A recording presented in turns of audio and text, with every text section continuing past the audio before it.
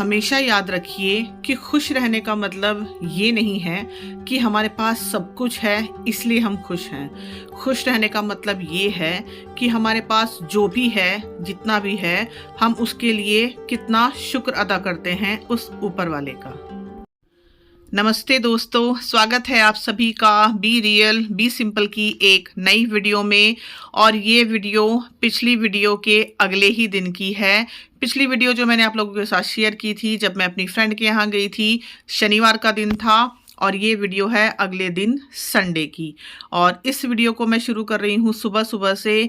सुबह थोड़ा सा लेट उठे थे और मुझे बनाने थे आज लंच में चने, लेकिन मैं भिगोना भूल गई थी रात में। तो अभी मैंने सुबह सुबह उठ के इनको भिगोया है बिल्कुल गरम गरम पानी में, और इनको मैंने कैसरोल में भिगोया है।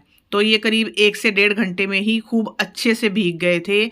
आप लोग भी अगर कभी चने, छोले या राजमा वगैरह भूल जाओ भिगोने के लिए, तो इस तरह से ये वाली ट्रिक आप आजमा सकते हो। बहुत ही अच्छे ये भीग के और फूल के तैयार होते हैं। तो इनकी सब्जी हम बनाएंगे दोपहर में। अभी सबसे पहले सुबह की साफ़ सफाई करने के बाद मैं नहा चुकी हूँ, पूजा कर चुकी हूँ। और यहाँ पे अभी मैं दिखा रही हूँ, ये जो स्वेटर मैंने पहना हुआ है ना, ये मेरे गले के आसपास लगता है जिससे बहुत ही इरिटेशन होती है। और ये है मेरी साफ स्किन साफ सुथरी स्किन, जो रात में नारियल का तेल लगा के मसाज की थी ना, मतलब नहीं नारियल का तेल नहीं, सॉरी, जो मैंने अपनी नाइट क्रीम लगाई थी।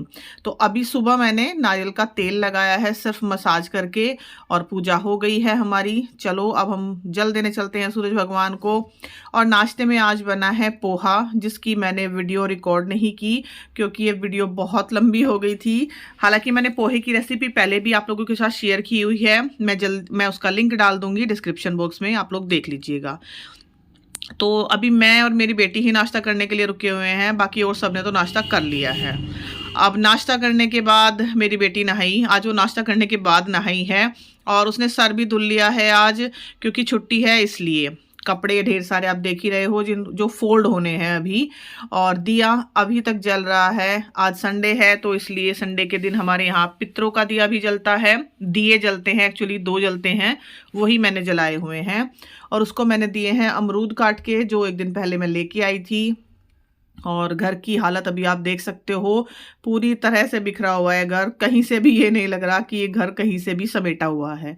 जिसकी जो मर्जी आ रही है, जहाँ रख रहे हैं सामान बस वहीं पे पड़ा हुआ है। अब यहाँ पे हैं ढेर सारे कपड़े जो मुझे आज धोने हैं क्योंकि कल नहीं धुल पाए थे, एक दिन पहले जब मैं अपनी फ्रेंड के यहाँ चली गई थी। और ढेर सारी सब्जियां हैं, ये फल वगैरह मैंने निकाल के रख दिए हैं जो मैं लेके आई थी। तो अभी हो गया है थोड़ा सा दोपहर का टाइम, मतलब पूरा तो नहीं हुआ है, लेकिन मैंने लंच बनाने की तैयारी कर दी है क्योंकि मुझे फिर बाद में कपड़े भी धोने हैं। तो यहाँ पे मैंने चने और आलू को एक साथ उबाल लिया था हल्का सा नमक डाल के, और सिंपल सा ही मैं उसमें छोंक लगा रही हूँ। मैंने उसमें तेल डाला है, जीरा, और चॉपर में चॉप किए हुए प्याज और लहसुन। और प्याज को भूनते हुए मैंने इसमें 1 चम्मच नमक डाला है। इससे क्या है, प्याज जल्दी भुन जाते हैं, उसका मॉइस्चर जल्दी ख़त्म हो जाता है। तो ये टिक भी आप आजमा सकते हैं। और यहाँ पे मैंने टमाटर, करीब 3 से 4 टमाटर, हरी मिर्च को अच्छे से चॉपर में चॉप किया। उसी में ही मैंने हल्दी और नमक और थोड़ा सा सौंफ धनिया डाल लिया था। और नमक मैंने बिल्कुल ही ज़रा सा डाला था क्योंकि प्याज में ऑलरेडी डाल ही चुकी हूँ। अब इस मसाले को थोड़ा सा भूनने के बाद मैंने यहाँ पे थोड़े से इसमें चने डाले हैं उबले हुए, सारे नहीं थोड़े से। और इन चनों को मैं मसाले के साथ थोड़ा सा ना मैश कर रही हूँ, जिससे हमारे मसाला, जो हमारे ये मसाला है ना चनों का, तो थोड़ा गाढ़ा बने। अब चमचे से अच्छे से हो नहीं रहे थे तो इसलिए मैंने ये रई ली है, लकड़ी की छोटी सी है मेरे पास, इससे मैं इसको मैश कर रही हूँ। और ये वाली ट्रिक आप छोले पे, राजमा पे, सब पे अपना सकते हो ताकि उनकी जो ग्रेवी है थोड़ी सी गाढ़ी बने। क्योंकि आपने देखा होगा ना कभी कभी कि जब छोले, राजमा या इस तरह से चने हम बनाते हैं तो ग्रेवी अलग हो रखी होती है, मतलब पानी अलग पड़ा रहता है, और छोले या चने अलग हो रखे होते हैं। तो इस तरह से अगर आप उनको थोड़ा सा मैश करके चलाओगे ना तो वो काफ़ी गाढ़े बनेंगे। साथ ही जो आलू मैंने बॉईल किए थे वो मिला दिए हैं, और ज़रूरत के हिसाब से पानी मिला दिया है। आप चाहो तो थोड़ा गाढ़ा भी बना सकते हो इस सब्जी को, लेकिन मुझे क्योंकि चावलों के साथ खानी थी, मतलब हम लोगों को चावलों के साथ खानी थी, तो इसलिए मैंने बस पतली ही बनाई है। और बहुत ही टेस्टी स्पाइसी सी हमारी ये सब्ज़ी बनी है। हींग वगैरह भी मैंने इसमें डाला था। सिंपल चावल मैंने इसके साथ बॉईल किए हैं और बनने के बाद इसमें मैंने थोड़ा सा गरम मसाला और ढेर सारा हरा धनिया डाला था और इसको हम इस तरह से एंजॉय कर रहे हैं। बड़े से बाउल में मैंने चावल डाले हैं, बीच में सब्जी और बराबर में प्याज के रिंग्स मैंने रखे हुए हैं और दही।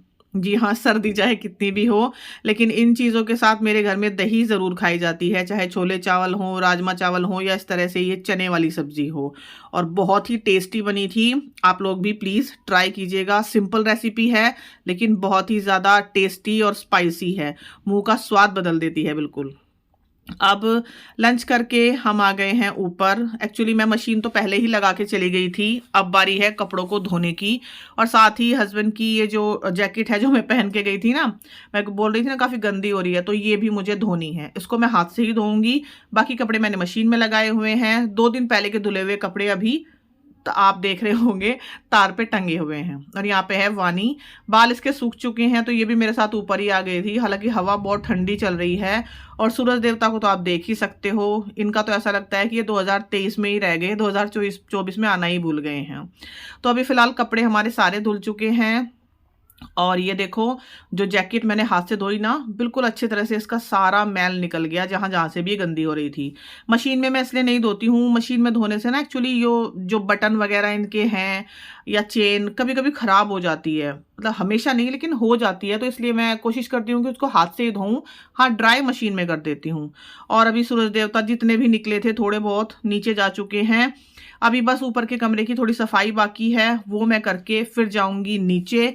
कपड़ों का काम पूरी तरह से निपट गया है और जो कपड़े पहले से सूखे हुए थे वो मैं ले आई हूँ नीचे यहाँ स्टैंड पे। तो यही वाला क्रम चल रहा है कपड़ों का कि पहले धुलते हैं, तार पे सूखते हैं, उसके बाद वो नीचे आते हैं, स्टैंड पे सूखते हैं, फिर 2 दिन बाद वो अंदर जाते हैं फोल्ड होने के लिए, बस इसी तरह से। और ये कपड़े हैं उससे 2 दिन पहले के धुले हुए जो स्टैंड पे थे, तो इनको स्टैंड पे से उतारा, फिर स्टैंड पे दूसरे कपड़े डाले।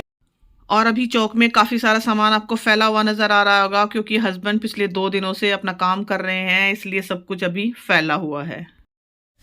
तो अभी हो गई है शाम और कपड़े मैंने चेंज कर लिए, क्योंकि एक तो कपड़े धोने में जो थोड़े थोड़े से कपड़े भीग जाते हैं ना, वो यहाँ से सारा कार्डिगन भीग गया और लोअर वगैरह, तो वो मैंने चेंज कर लिया क्योंकि सर्दी इतनी ज्यादा है और अगर गीले कपड़े पहनूंगी तो फिर से सर्दी लग जाएगी। और वैसे भी मुझसे गीले कपड़े नहीं पहने जाते बिल्कुल भी, चाहे वो मतलब इतना सा भी गीला हुआ है ना तो वो पहना नहीं जाएगा मेरे से जब तक मैं उसको सुखा ना लूं। और कान मैंने अपने इस तरह से फिर से दोबारा से दुपट्टे से बंद कर लिए हैं। और अभी हो गया है टाइम 4:30। मैं दिखाती हूँ आपको, देखो 4:30 हुए हैं अभी और चाय का टाइम हो भी रहा है। और वैसे भी ठंड इतनी ज्यादा लग रही है मुझे कि समझ नहीं आ रहा क्या करूं।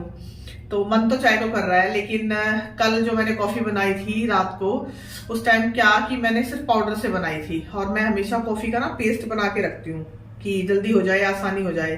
तो वो पेस्ट खत्म हो रहा है, तो मैं सोच रही हूँ कि वो पेस्ट भी बना लूं, साथ साथ कॉफी भी बन जाएगी और साथ साथ मेरी मतलब वीडियो भी रिकॉर्ड हो जाएगी। और देखो जो जार मैंने धोए थे ना कल, अभी सूख गए अच्छे से ये, तो ये मैंने अच्छे से कपड़े से अंदर से साफ करके रख दिए हैं। देखती हूँ अभी में क्या होगा, मतलब क्या डाला जाएगा। और ये वाला अचार बचा है बस मेरे घर में, बाकी जो मिर्चों का था और मिक्स वेज था और जो दूसरा वो मैंने गोल गोल मूली का डाला था ना सिरके का, वो सब चला गया मेरी फ्रेंड्स के यहाँ। बस ये बचा है जो मेरे हस्बैंड का फेवरेट है, मुझे तो खैर ये नहीं खाना। तो मैंने क्या किया, आज दिन में सब्जी वाला आया था तो मैंने ये मूली ली थी और इनको कट करके मैंने अभी जब मैं कपड़े धो रही थी ना तो थोड़ी देर के लिए हवा में रख दिया था मैंने। तो सूखी तो नहीं है लेकिन हाँ काफी हद तक ना इनका मॉइस्चर निकल गया है। तो इसका भी बस मैं सिंपल वैसे ही जैसे अभी पिछली वीडियो में मैंने किया कि सिरका डाल दूंगी इसमें, यहाँ तक कि मैं इसमें हरी मिर्च भी नहीं डालूंगी। देखती हूँ अगर होगी, शायद है भी नहीं घर में हरी मिर्च, अगर होगी तो डाल दूंगी, नहीं तो बस सिंपल बस ये मूली और सिरका ये डालने हैं मुझे। पहले बनाते हैं कॉफी का पेस्ट बनाते हैं, कॉफी बनाते हैं, पीते हैं। और थोड़ा सा ना पोहा बचा हुआ है सुबह का जो नाश्ते में बनाया था मैंने, तो ये देखो थोड़ा सा बचा हुआ है, तो इसको गर्म करते हैं, खा लेते हैं। थोड़ी सी भूख लगी हुई है तो कॉफी के साथ ही खा लेंगे या अलग से खा लेंगे, मतलब थोड़ा अनयूजुअल सा कॉम्बिनेशन है कॉफी और पोहा। और ठंड बहुत ज्यादा है, वाकई में बहुत ही ज्यादा है। कपड़े धो के तो बिल्कुल हाथ ना तो बिल्कुल चिल्ड हो रहे हैं हाथ, मतलब। लेकिन चलो सबसे पहले हम कॉफी का पेस्ट बना लेते हैं, पोहा खाते हैं कॉफी बना के गर्मा गर्म। और उसके बाद आज शाम को मैं बनाने वाली हूँ बाजरे की खिचड़ी। तो अभी करते हैं कॉफ़ी बनाने की तैयारी। उससे पहले थोड़ा सा काउंटर टॉप को क्लीन कर लेते हैं। ये पोहा जो मैंने सुबह बनाया था बस ऐसे ही छोड़ दिया था, इसका पाउच यहाँ पे, इसको रख रही हूँ। और साथ ही चने की दाल मैंने थोड़ी सी भिगोई है जो बाजरे की खिचड़ी में जाएगी। करीब आधा कटोरी चने की दाल है, इसको मैंने करीब 1-1.5 घंटे पहले भिगोया था। सिंपल बस पानी में भिगो के रखा है उसको मैंने। तो अभी मैं यहाँ पे मिक्सी में बनाऊंगी कॉफ़ी का पेस्ट। और यहाँ पे मैंने कॉफ़ी के 15 पाउच लिए हैं। ये 2 रुपये का एक पाउच आता है और मतलब एक पाउच से 1 कप कॉफ़ी बनती है, तो इसलिए मैं उसी हिसाब से बना रही हूँ। और इस एक पाउच में से करीब 1/4 चम्मच के करीब कॉफ़ी निकलती है। सारे पाउच में से निकली है 2 बड़े चम्मच कॉफ़ी। तो इसको हम डालेंगे मिक्सी के जार में और इसमें मैं डालूंगी चीनी जस्ट डबल, यानी कि 2 चम्मच मेरे पास कॉफ़ी है तो 4 चम्मच मैं चीनी डाल रही हूँ। हमारे हिसाब से मीठा बिल्कुल ठीक है। अगर आप लोग थोड़ा तेज़ मीठा पीते हो तो आप 3 गुनी चीनी डाल लो, यानी कि 6 चम्मच। और अगर उससे भी ज़्यादा पीते हो तो आप 4 गुनी चीनी डाल लो, यानी कि 2 चम्मच कॉफ़ी और 8 चम्मच चीनी। मतलब मीठा आप अपने हिसाब से रख सकते हो। मैं यही वाला मेजरमेंट फॉलो करती हूँ। और साथ में मैं इसमें डालूंगी 2 चम्मच पानी, सिर्फ 2 चम्मच। आप देख रहे हो ना, बहुत ज़्यादा पानी हमें शुरुआत में नहीं डालना है, सिर्फ 2 चम्मच पानी डालना है। उसके बाद हमें इसको मिक्सी में चला देना है। और शुरुआत में जब आप इसको चलाओगे ना तो ये इस तरह से ड्राई ड्राई सा रहेगा। अभी एकदम से पानी नहीं डालना है, आपको इसमें बिल्कुल अच्छे से पहले इसको चलाना है। एक बार फिर से जब आप इसको अच्छे से खूब चला लेंगे उसके बाद फिर आप इसमें 2 चम्मच पानी और डालिए। और आप पानी का बहुत ध्यान रखिए, बिल्कुल भी ज़्यादा पानी आपको नहीं डालना है। आपने देखा मैंने सिर्फ 2-2 चम्मच करके पानी डाला, सिर्फ 4 चम्मच पानी। और 4 चम्मच पानी में ही ये देखिए ये इतनी पतली हो गई है। तो अभी हम इसको और फेंटेंगे। हालांकि इसकी कंसिस्टेंसी अभी पतली ही रहेगी, लेकिन जब मैं इसको फ्रिज में रख दूंगी यानी कि अगले दिन तक ये खूब गाढ़ी हो जाएगी, बिल्कुल क्रीमी। तो अभी फ़िलहाल ऐसी कंसिस्टेंसी इसकी बनी है और इसी से हम कॉफ़ी बनाएंगे, क्योंकि इसके बाद फिर मैं इसको रख दूंगी फ्रिज में और ये हो जाएगी गाढ़ी। अभी तो काफ़ी पतली नज़र आ रही है आपको। तो यहाँ पे हमारा कॉफ़ी का पेस्ट तैयार हो गया है और जैसे मैंने कहा कि अभी काफ़ी पतला है। और ये वाला जो जार है ना, इसको मैं थोड़ा सा गर्म दूध डाल के मतलब इसमें से भी 1 चम्मच कॉफ़ी 1 कप कॉफ़ी बन जाएगी। इसको हम वेस्ट नहीं करेंगे। तो अभी कॉफ़ी बनाने की तैयारी करते हैं। उसके लिए सबसे पहले मैं दूध गर्म करूँगी। मैंने करीब 1 कप दूध गर्म किया है और उसको मतलब धीमी धीमी आंच पे मैं गर्म कर रही हूँ इसको, ताकि इसमें उबाल आए। और इसमें झाग बनाने के लिए मैं इसको इस तरह से दूसरे बर्तन में उछाल के थोड़ा सा ठंडा कर रही हूँ, ताकि इसमें झाग भी बन जाए अच्छे से और मतलब दूध गर्म भी रहे। और ये सब मैं इसलिए कर रही हूँ क्योंकि जो मेरा कॉफ़ी बनाने वाला एक कॉफ़ी बीटर है ना मेरे पास छोटा सा, अभी दिखाऊंगी आपको आगे वीडियो में, उसकी ना बैटरीज ख़त्म हो गई हैं।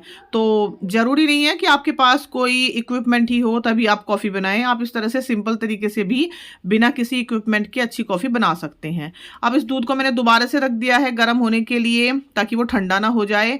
और ये है वो कॉफ़ी बीटर जो मैं लेके आई थी। सस्ता सा ही है, मुश्किल से 150 रुपये का आया था शायद ये, लेकिन अब इसकी बैटरी ख़राब है तो अभी मैं इसको इस्तेमाल नहीं कर पा रही हूँ। दूध में दोबारा से हमारे उबाल आ गया है। अब मैं 1 चम्मच इसमें कॉफ़ी का पेस्ट डाल रही हूँ और जो भी कप के बराबर में लग गया ना, इसको साथ के साथ साफ़ भी कर रही हूँ।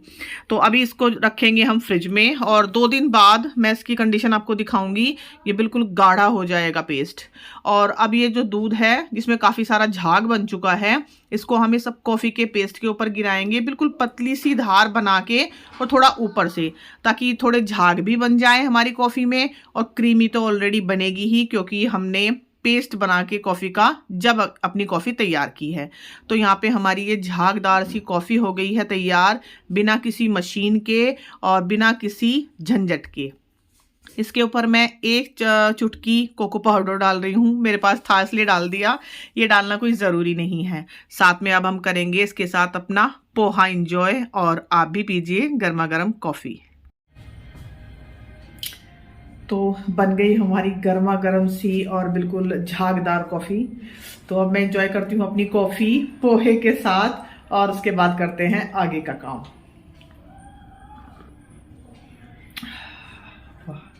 मज़ा आ गया, ट्राई ज़रूर कीजिएगा आप लोग भी। तो कॉफ़ी वगैरह पीने के बाद अब दोबारा से एक बार फिर आई हूँ किचन में। ये जो मलाई जमी हुई थी, ये भी पिछली वीडियो में मैंने दिखाई थी कि जब मैं अपनी फ्रेंड के यहाँ चली गई थी ना, तो इसको मतलब चला नहीं पाई थी। तो अब इसको भी मैं मिक्सी में चला रही हूँ। मक्खन निकालना है मुझे इसमें से, और मुश्किल से बस 5-7 मिनट ही लगते हैं, बड़ी आसानी से मक्खन निकल जाता है। और मैं मलाई से मक्खन कैसे बनाती हूँ, उससे घी कैसे बनाती हूँ, इसके लिए मैंने 2-3 बार वीडियो अपलोड की है। उन सभी का लिंक आपको डिस्क्रिप्शन बॉक्स में मिल जाएगा। और मेरे डिस्क्रिप्शन बॉक्स बोलते हुए हमेशा बीच में अटक जाती हूँ। आप लोगों ने नोटिस किया है क्या ये बात? तो यहाँ पे हमारा मक्खन तैयार हो गया है और काफ़ी ढेर सारा तैयार हुआ है, इसे एक बाउल में आ भी नहीं पा रहा था।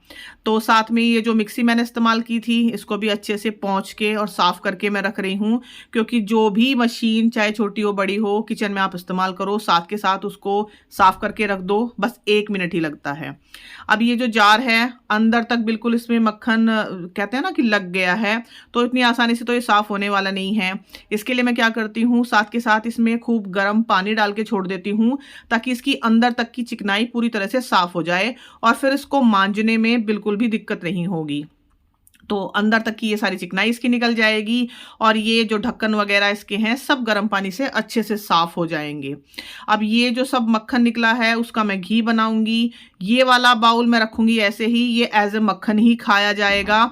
और जो कढ़ाई में आप घी देख रहे हो मक्खन, उसका घी बनेगा। और ये जो बाउल है इसमें जो ये लस्सी है अभी इतनी खट्टी नहीं है कि इसकी कढ़ी बना पाऊँ, तो उसको 1-2 दिन रख दूंगी ताकि इसमें थोड़ा सा खटास आ जाए, तब हम इसकी कढ़ी बनाएंगे। अब ये जो राशन का सामान लाई थी, ये भी मैंने पिछली वीडियो में बताया था ना कि बाजार से होते गई थी, राशन का सामान लाई थी मैं।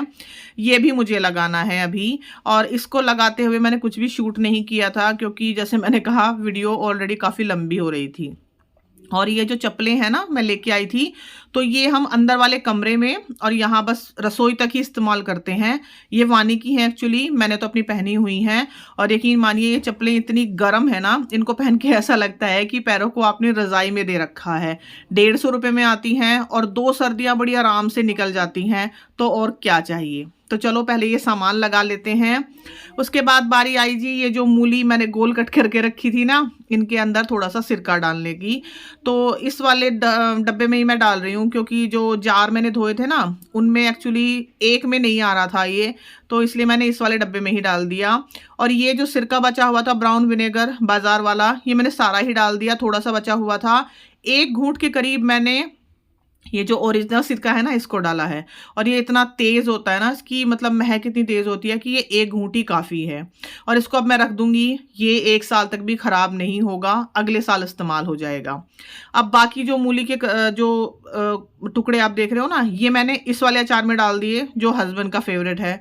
और इस वाले अचार को मैं इसलिए नहीं खाती हूँ क्योंकि इसमें लहसुन पड़ी हुई है, तो लहसुन का अचार उनको पसंद है, मुझे बिल्कुल पसंद नहीं। मैंने तो अपना अलग से डाल लिया ये सिरके वाला, और ये दूसरे वाला हस्बैंड खा लेंगे। अभी ये जार बेचारे खाली ही रखे हैं, अभी इनमें कुछ नहीं भरा गया, लेकिन जल्दी ही कुछ ना कुछ भरा ही जाएगा इसमें। और यहीं पे रखी है मेरी शहद की डब्बी, जो रोज़ सुबह मैं गर्म पानी के साथ लेती हूँ। तो चलो जी, अब बारी आई बच्चों के लिए डिनर बनाने की। दोपहर की चने की सब्जी रखी हुई है, उसी के साथ मैं थोड़े से चावल बना रही हूँ और साथ में थोड़ा सा पानी गर्म कर रही हूँ पीने के लिए, क्योंकि सर्दी है, ठंडा पानी नहीं पिया जाता, गर्म पानी ही पीना पड़ता है। तो चावल बनाते वक्त ना मैं थोड़ी सी बिल्कुल देखिए मतलब 1 चुटकी के करीब इसमें हल्दी डाल रही हूँ। तो हल्दी जब हम डाल देते हैं ना तो चावल इतने मतलब ठंडे नहीं रहते, उनकी तासीर थोड़ी सी गर्म हो जाती है। और चावल मैं हमेशा इस तरह से कढ़ाई में ही बनाती हूँ। और यहाँ पे हूँ मैं, और यहाँ पे मैं आपको एक बात दिखाना चाहती हूँ, मतलब बताना चाहती हूँ। ये जो पूजा का टीका मैं लगाती हूँ ना सुबह नहा के, क्योंकि मैं अपने चेहरे पे पहले नारियल का तेल लगाती हूँ, अच्छे से उसकी मसाज करती हूँ, उसके बाद टीका लगाती हूँ ना, तो ये टीका रात तक लगा रहता है। गर्मियों में तो खैर पसीने में बह जाता है, लेकिन ये रात तक लगा रहता है और मुझे ये बहुत ही पसंद आता है। और यहाँ पे ये चावल हमारे धीरे धीरे उबल रहे हैं। तो कढ़ाई में इस तरह से मैं खुले इस तरह से बनाती हूँ, देखिए पहले खूब तेज़ आँच करके मैंने उसको उबाला और जब इसमें खूब अच्छे से उबाल आ गया, फिर धीमी बिल्कुल गैस करके मैंने इस ढक्कन को ढक दिया। अब बिल्कुल भी इसमें से ना तो पानी बाहर निकलेगा, ना ही आपकी गैस गंदी होगी। तो अगर आप कुकर में चावल ना बना के इस तरह से खुले बर्तन में चावल बनाना चाहें, तो ये वाला आप तरीका आज़मा सकते हैं। और ये देखिए अंदर ही अंदर अब चावल उबल रहे हैं, लेकिन बिल्कुल भी कहीं से भी आपको ज़रा-सा भी पानी लीक होते हुए नहीं दिख रहा होगा, ना ही आपकी गैस गंदी होगी। तो मैं हमेशा इसी तरह से बनाती हूँ, मैं मांड उतार के चावल कभी नहीं बनाती, हमेशा इसी तरह से बनाती हूँ और कढ़ाई में ही बनाती हूँ। तो यहाँ पे हमारे चावल करीब 90% डन हो चुके हैं और अभी मैं इसको कड़छी से इस तरह से साइड से चला के देख रही हूँ। चावलों को हमेशा साइड से चलाना चाहिए, बीचों बीच उसके कड़छी कभी नहीं लगानी चाहिए। इस तरह से मैंने हल्का सा इनको फ्लफ कर दिया है, यानी कि थोड़ा सा खोल दिया है और अब बस गैस बंद करके मैं ढक के इसको रख दूंगी। तो बाकी के जो 10% इसकी कसर है ना पकने में, वो भाप में ही पक जाएंगे और इस तरह से हमारे बिल्कुल खिले खिले चावल बनेंगे। इसमें मैंने कोई घी नहीं डाला, कोई ऑयल नहीं डाला, उसके बावजूद भी हमारे चावल बिल्कुल खिले खिले बने हैं। तो 10 मिनट बाद देखिए सारा मॉइस्चर इनका जा चुका है, जो भी थोड़ा बहुत बचा था। और यहाँ पे मैं दिखाती हूँ आपको, क्योंकि अभी सर्दी है तो इसलिए देखिए गरम गरम चावल भी हाथ में लेने में महसूस नहीं हो रहे हैं। बिल्कुल एक एक चावल अलग अलग बना है और ये बासमती का टुकड़ा है चावल का जो हम लाते हैं। बहुत ही मीठा स्वाद है इनका, आप चाहो ना तो इनको ऐसे भी खा सकते हो, ये बहुत मीठे लगते हैं खाने में। तो बच्चों के लिए तो मैंने चावल बना दिए, वो अपने दोपहर की सब्जी से ही खाएंगे और मैं अपने लिए बना रही हूँ बाजरे की खिचड़ी। चने की दाल मैंने पहले ही भिगोई हुई थी। यहाँ पे है बाजरा, 1 कटोरी मैंने लिया है। तो इसमें जो भी मोटा मोटा कूड़ा आपको ऊपर दिखाई दे रहा है ना, जैसे ये, तो ये तो मैं हाथ से ही हटा दूंगी। उसके बाद हम इसको मिक्सर ग्राइंडर में थोड़ा सा ग्राइंड करेंगे। वैसे तो इसको मतलब जो ट्रेडिशनली बनाया जाता है ना, इसको इमाम दस्ते में कूट के बनाया जाता है, लेकिन वो तो अभी मेरे पास है नहीं। तो इस तरह से मैंने मिक्सी के जार में इसको डाला और आप देख रहे हो पल्स मोड पे मैंने चलाया है 3 से 4 बार, बस, ज़्यादा नहीं। अब इसको निकालिए एक थाली में और इसको अब हमें फटकना है, यानी कि जो भी इसकी थोड़ी बहुत जो भूसा है ना, इसका मतलब इसका छिलका ऊपर आया है, उसको इस तरह से आपको निकाल देना है। और ये प्रोसेस हमें 2 बार करना है। तो एक बार फिर से हम इसको दोबारा से मिक्सर जार में डालेंगे और फिर से हम इसको पल्स मोड पे 3 से 4 सेकंड के लिए चलाएंगे। उसके बाद एक बार फिर से इसको फटकेंगे। तो 2 बार ये प्रोसेस करने के बाद हमें क्या करना है कि हमें इस बाजरे को थोड़ा सा गीला करना है। बिल्कुल ये समझिए 4-5 चम्मच ही आपको पानी डालना है। देखिए मैं हाथ से लेके डाल रही हूँ, बिल्कुल हल्का सा इसको गीला करके आपको 10 मिनट के लिए साइड में रख देना है। और 10 मिनट में ही जितना भी हमने इसमें पानी डाला है ना, ये सारा मॉइस्चर चला जाएगा। ये देखिए 10 मिनट के अंदर अंदर पता भी नहीं चला कि हमने बाजरे में पानी डाला था। तो इस तरह से ये बिल्कुल भुरभुरा सा हो जाएगा। और अभी फिलहाल पहले हम रख देते हैं चने की दाल को उबलने के लिए, उसके बाद हम इसमें बाजरा डालेंगे। तो यहाँ पे मैंने पानी लिया है, कुकर में बना रही हूँ। और पानी कितना लेना है, 1 कटोरी बाजरा है, आधी कटोरी चने की दाल, यानी कि टोटल 1.5 कटोरी, उसका 6 गुना मैंने पानी डाला है यहाँ पे। क्योंकि ये खिचड़ी बहुत ही पतली बनती है और बहुत जल्दी गाढ़ी हो जाती है, इसलिए मैंने 6 गुना पानी डाला है। बाकी आप कंसिस्टेंसी अपने हिसाब से चेक भी कर सकते हो। तो जैसे ही पानी में उबाल आया, मैंने चने की दाल पानी में छोड़ दी है और उसके बाद हम इस बाजरे को एक बार फाइनल पीसेंगे। अभी जब मैंने पानी डाला ना, इसमें पानी डालने के बाद जितना भी मॉइस्चर था सब इसने एब्जॉर्ब कर लिया। अब एक बार फिर से इसको फाइनल हमें पीसना है खिचड़ी बनाने के लिए। तो फिर से मिक्सी जार में मैंने इसको डाला है, फिर से पल्स मोड पे 3-4 बार मैंने इसको चलाया है और उसके बाद ये बाजरा बिल्कुल महीन हो जाएगा। हालांकि देखने में ये महीन लग रहा है आपको, लेकिन हाथ से जब इसको छू के देखेंगे ना, तो ये अभी भी काफ़ी दरदरा है। तो इस तरह से बाजरा करना पड़ता है हमें, मतलब तैयार करना पड़ता है हमें बाजरे को, बाजरे की खिचड़ी बनाने के लिए। मैंने तो मिक्सी में कर लिया, जल्दी हो गया, लेकिन अगर हम इमाम दस्ते में करते हैं ना तो काफ़ी टाइम इसमें लगता है। लेकिन जितना टाइम बाजरे को कूटने में लगता है ना, उतनी ही टेस्टी खिचड़ी बनती है। अब यहाँ पे पानी में अच्छे से उबाल आ गया, दाल हमने पहले से छोड़ी हुई थी इसमें ही। अब इसमें मैं ये बाजरा डाल रही हूँ जो हमने पीस लिया है, लेकिन एक एक चमचा करके मैं डाल रही हूँ और साथ के साथ चलाती भी जा रही हूँ, क्योंकि बाजरे की खिचड़ी में गांठें बहुत जल्दी पड़ती हैं। तो इसलिए थोड़ा थोड़ा बाजरा डालते रहिए, साथ साथ लगातार इसको चलाते रहिए। अब इसके बाद सिर्फ इसमें नमक जाएगा और कुछ भी नहीं। आपको अगर तीखा पसंद है तो आप इसमें हरी मिर्च डाल सकते हो, लेकिन ट्रेडिशनली इसमें सिर्फ और सिर्फ नमक डलता है और कुछ भी नहीं। और लगातार आप इसको चलाते रहिए, नहीं तो ये नीचे लग जाएगा और इसमें गांठें पड़ जाएंगी। अब थोड़ा सा जब ये गाढ़ा हो गया, इसमें उबाल आना शुरू हो गया, तब आप इसको थोड़ी देर के लिए छोड़ सकते हो हालांकि। और गैस बिल्कुल धीमी रखनी है आपको। अगर आपने तेज़ कर दी तो खिचड़ी नीचे से लग जाएगी और गांठें इसमें बहुत बड़ी बड़ी पड़ जाएंगी। तो यहाँ पे हमारी बाजरे की खिचड़ी हो गई है तैयार, गर्मा गर्म। घर में हालांकि सबको इतनी पसंद नहीं है, लेकिन मुझे बहुत पसंद है, तो मैं सर्दियों में इसको 3-4 बार बनाती ज़रूर हूँ। और बिल्कुल भरी सर्दी में बाजरे की खिचड़ी मिल जाए ना, इससे तो अच्छा कुछ हो ही नहीं सकता। ढेर सारा उसमें डालिए घी, और ट्रेडिशनली हमारी बाजरे की खिचड़ी है तैयार। इसको एंजॉय कीजिए। बाजरा बहुत ही अच्छा होता है शरीर के लिए, खासकर सर्दियों में बहुत ही गर्माई देता है। और मैं अब इंजॉय करने वाली हूँ अपनी गर्मा गर्म बाजरे की खिचड़ी, और उसके बाद बस मुझे किचन समेटना है अपना सारा। तो अब बारी आई है जी इस मक्खन को गर्म करने की, जो मैंने निकाला था। जो मक्खन रखना था वो तो मैंने फ्रिज में रख दिया। इसका मैंने बनाना था घी, तो इसलिए इसको मैंने गर्म होने के लिए रख दिया। और ये काम मैं सबसे लास्ट में कर रही हूँ, क्योंकि किचन वगैरह समेट के बस फिर बाद में सोना ही होता है, तो इसलिए ये काम मैं सबसे लास्ट में कर रही हूँ। दूध यहाँ पे गर्म कर दिया है, बर्तन शर्तन सब साफ हो चुके हैं। एक गिलास आप देख रहे होंगे, क्योंकि ये फिल्टर में से जिसको भी पानी पीना है ना, उसके लिए मैं अलग से रख देती हूँ, नहीं तो फिर वो पूरा टोकरा खंगालते हैं बर्तनों को, मतलब गिलास को निकालने के लिए। साथ ही कैसरोल भी मैंने रोटी वाला धो के रख दिया है, क्योंकि रोटी तो आज बनी ही नहीं। और बर्तन इतने सारे हो रहे थे ना कि टोकरे में समा भी नहीं रहे थे। तो दूध गर्म हो गया। अभी मैंने थोड़ा सा दूध अलग से निकाला है, क्योंकि दही जमानी है मुझे छोटे वाले कैसरोल में। और इधर हमारा घी भी अच्छे से पक गया है। तो किचन पूरी तरह से चकाचक है, इधर से लेके उधर तक। अभी कुछ भी मुझे नहीं करना है। और टाइम अभी करीब 10 बजे का टाइम हुआ होगा। इस टाइम तक देखिए सारा खाना बन चुका, सबने खा लिया, क्लीनिंग हो गई है सारी। और मैं पूरी तरह से रिलैक्स हूँ इस टाइम पे। ये टाइम मुझे बड़ा ही रिलैक्स वाला लगता है, कि जब सारा काम निपटा रहता है ना, कुछ भी भागा दौड़ी नहीं होती, और बस आपको अब लगता है कि अब 10 मिनट बाद 15 मिनट बाद आपको बिस्तर में जाना है। तो घी हमारा बिल्कुल धीमी धीमी आंच पे मैं इसको पका रही हूँ, क्योंकि अगर तेज़ आंच कर देंगे ना तो घी एकदम से जल जाता है। और मुझसे 1-2 बार ये कांड हो चुका है, तो इसलिए अब मैं हमेशा याद रखती हूँ कि बिल्कुल धीमी गैस पे पकाना है घी को। तो ये देखो, सर्दी इतनी ज़्यादा है कि मुश्किल से 15 मिनट हुए हैं, 15 मिनट के अंदर ही घी ठंडा भी हो गया। और ये बिल्कुल क्रिस्टल क्लियर हमारा घी बना है मलाई से। और ये करीब 1 हफ्ते की मलाई थी जिसका इतना घी बना है। और यहाँ पे मैं जमा रही हूँ दही, और ये दही मैं जमा रही हूँ मक्खन से।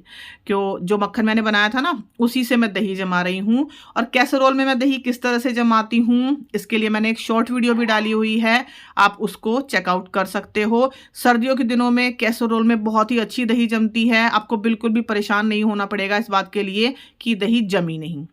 तो दही मैंने जमा दी। अब बारी है इस घी को डब्बे में पलटने की, और उसके बाद बस हम ख़त्म करेंगे अपनी इस वीडियो को। हालांकि काफ़ी लंबी हो गई है, लेकिन फिर भी मैं पूछना चाहूँगी कि कैसी लगी आप लोगों को वीडियो। अगर अच्छी लगी हो तो प्लीज़ मेरे चैनल को सब्सक्राइब ज़रूर कीजिएगा। मेरी वीडियोस को अपना कीमती टाइम देने के लिए आप लोगों का बहुत बहुत शुक्रिया।